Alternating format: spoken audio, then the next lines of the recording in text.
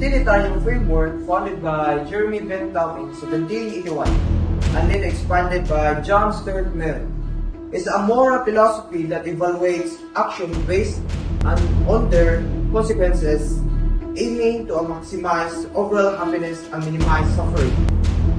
Description of moral philosophy.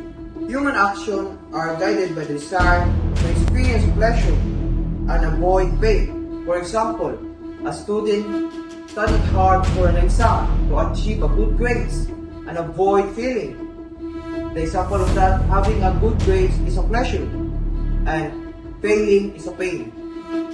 Principle of utility means that the right action or policy is the one that increases happiness and reduces suffering for the people involved.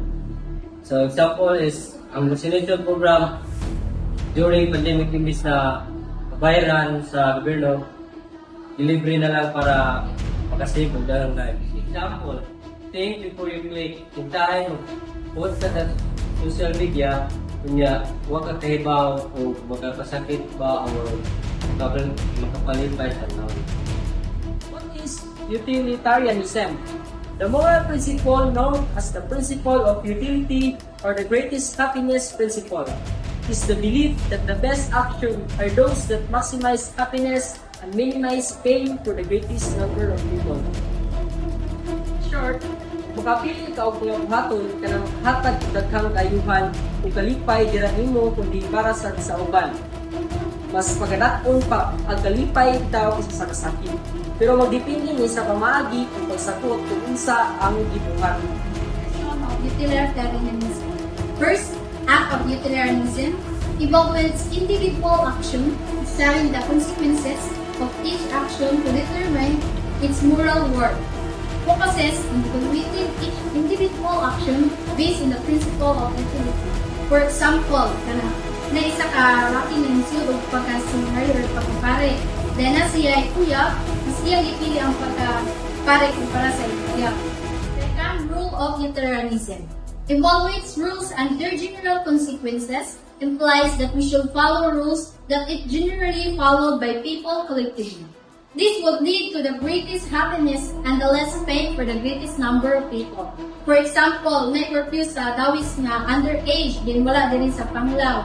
Consequentialism, a moral philosophy that judges action based on their outcomes. Example, you're driving and come across a fork in the road. The left path is shorter but has a higher risk of accidents. The right path is longer but safer. A consequentialist will choose the right path because it has a better outcome, arriving safely even if it takes longer. The moral rightness of the action is determined by its consequence arriving safely versus risking an accident.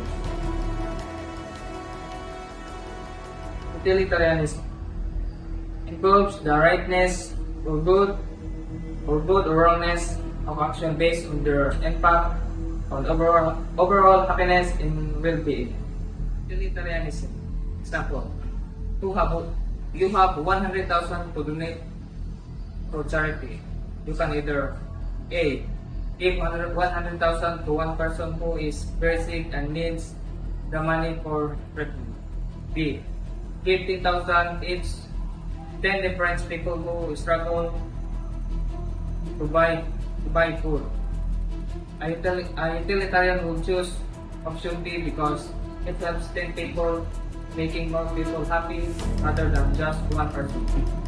Next, we will go ahead and discuss about the Consequentialist framework. It emphasizes on producing the most good and action is considered ethical. It results in the largest overall happiness and the least suffering for the largest number of people affected.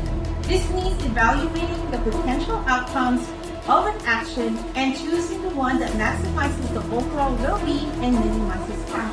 Government should implement policies to reduce pollution even if those policies are unpopular, because the long-term benefits of a cleaner environment outweighs the short-term goals.